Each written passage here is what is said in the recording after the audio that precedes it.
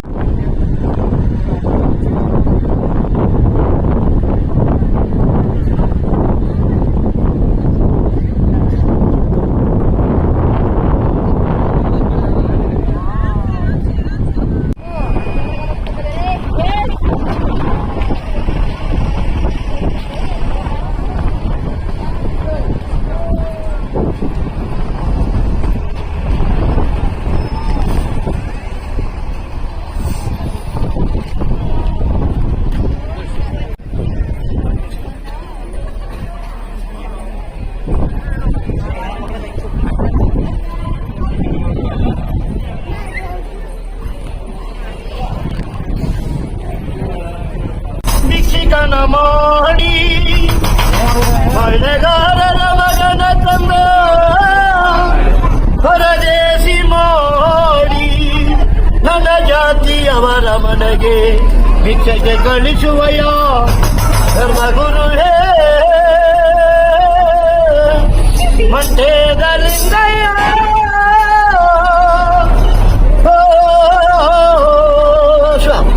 ಅಥವಾ ಹೋಗಲಾರೆ ಹಲಗೋರೆಗೆ ನಾನು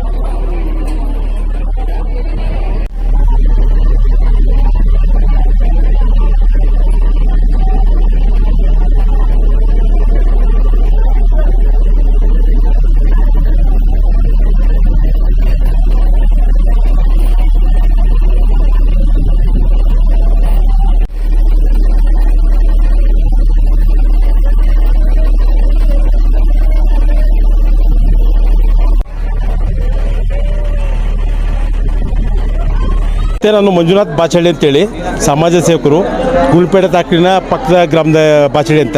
ಇದು ಕರ್ನಾಟಕ ರಾಜ್ಯದ ಚಾಮರಾಜನಗರ ಜಿಲ್ಲೆಯ ಗುಲ್ಪೇಟೆ ತಾಲೂಕಿನ ಅಂಗ್ಲ ಹೋಬಳಿ ಪಶ್ಚಿಮ ದಿಕ್ಕಿನಲ್ಲಿರ್ತಕ್ಕಂಥ ಹಿಮೋದ್ಗೋಪಸ್ವಾಮಿ ಸರ್. ಇದು 365 ದಿನ ಹಿಮ ಬೀಳುತ್ತೆ, 77 ಕೊಳಗಳಿವೆ. ವರ್ಷಕ್ಕೊಂದು ಬಾರಿ ಅಂದರೆ ಯುಗಾದಿ ಹಬ್ಬ 5 ದಿನ ಅಂತೇಳಿ ತೇರಾಗುತ್ತೆ. ತೇರನ್ನು ಹಮ್ನಲ್ಲಿ ಹೇಳ್ತಾರೆ. ಜೊತೆಗೆ ಇಲ್ಲಿನ ವಿಶೇಷ ಏನಂದರೆ ಹಂಸ ತೀರ್ಥ ಅಂತಿದೆ ಸರ್. ಯಾವುದೇ ಪಕ್ಷಿಗಳು ಇಲ್ಲಿ ಬರೋದಿಲ್ಲ ಸರ್. ಆ ತೇರಿನ ನೀರಿಗೆ ಮಾತ್ರ ಗರುಡ ಬರುತ್ತೆ, 3 ರೌಂಡು ಗರುಡ ಬಂದು ಹೋಗುತ್ತೆ. ಜೊತೆಗೆ ಇನ್ನೇನಪ್ಪ ವಿಶೇಷ ಅಂದರೆ ಇಲ್ಲಿ ಬಂದು ಏನೇ ಸಮಸ್ಯೆಗಳು ಕಷ್ಟ ಇದ್ರೂ ನಿವಾರಣೆ ಆಗುತ್ತೆ. ಹಿಮೋದ್ಗೋಪಸ್ವಾಮಿ ಅಂದರೆ ಯಾವಾಗಲೂ ಹಿಮ ಬೀಳ್ತಕ್ಕೆ ಹಿಮೋದ್ಗೋಪಸ್ವಾಮಿ ಅಂತ ಕರೀತಾರೆ. ಜೊತೆಗೆ ಇಲ್ಲಿನ ವಿಶೇಷ ಇನ್ನೇನಪ್ಪ ಅಂದರೆ ಒಂದು ರೀತಿ ಪ್ರವಾಸಿ ತಾಣ ಭಾಳ ತಂಪಾಗಿದ್ದು ಉತ್ತಮ ಆರೋಗ್ಯಕರ ಬದಲಾವಣೆ. ಇಲ್ಲಿ ಪ್ಲಾಸ್ಟಿಕ್ ಗಿಸ್ಟಿಕ್ ಯಾವುದೂ ಇಲ್ಲ, ಮತ್ತು ಖಾಸಗಿ ವಾಹನಗಳು ಯಾವ ಬರೋದಿಲ್ಲ ಸರ್. ನಾವು ರಜೆ ಇದ್ದಾಗ ಬಂದು ನಮ್ಮ ಕುಟುಂಬದಲ್ಲ ಅರ್ಚನೆ ನಮ್ಮ ಅಷ್ಟು ಹೋಗ್ತೀವಿ. ಪ್ರಸಾದ ವಿನಿಯೋಗ ಇರುತ್ತೆ ಸರ್, ಪುಳಿಯೋಗರೆ, ಸ್ವೀಟ್ ಪೊಂಗಲ್ ಎಲ್ಲ ಚೆನ್ನಾಗಿ ಮಾಡ್ತಾರೆ. ಭಕ್ತಾದಿಗಳಿಗೆ ಒಳ್ಳೆಯದಾಗಲಿ, ಆರೋಗ್ಯ ಭಾಗ್ಯವನ್ನು ಭಗವಂತ ನಿಮಗೂ ಕೊಡಲಿ ಅಂತ. ತಮ್ಮ ಹೆಸರು ಸರ್? ಹೋಗಿ ಸರ್, ಎಲ್ಲ ಒಳ್ಳೆಯದಾಗಲಿ ಅಂತ ಹೇಳ್ತಾ ನಿಮ್ಮೆಲ್ಲರ ಖುಷಿಯೊಂದಿಗೆ ಮಂಜುನಾಥ್ ಬಾಚಳ್ಳಿ ಸರ್.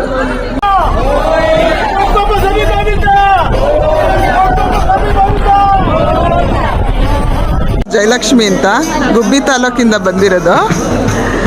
ಇಲ್ಲಿ ಹಿಮದ ಗೋಪಾಲಕೃಷ್ಣ ಸ್ವಾಮಿ ದೇವಸ್ಥಾನಕ್ಕೆ ಬಂದಿದ್ದೀವಿ. ಮೊದಲನೇ ಸರ್ತಿ ಇನ್ನೂ ಬರ್ತಾ ಇರೋದು. ಯಾರಿಂದನೋ ಪರಿಚಯ ಆಯಿತು, ಪರಿಚಯದಿಂದ ಹಿಂಗೆ ಹೇಳಿದ್ರು ಬಂದ್ವಿ. ಇಲ್ಲಿ ಸಂತಾನ ಭಾಗ್ಯ ಇರುತ್ತೆ ಅಂತ ತುಂಬ ಜನ ಹೇಳ್ತಾ ಇರ್ತಾರೆ. ಮಕ್ಕಳು ಭಾಗ್ಯ ಕೊಡ್ತಾರೆ, ಮಕ್ಕಳು ಸಂತಾನ ಆಗತ್ತೆ ಅಂತ, ಅದಕ್ಕೋಸ್ಕರ ಬಂದಿದ್ದೀವಿ.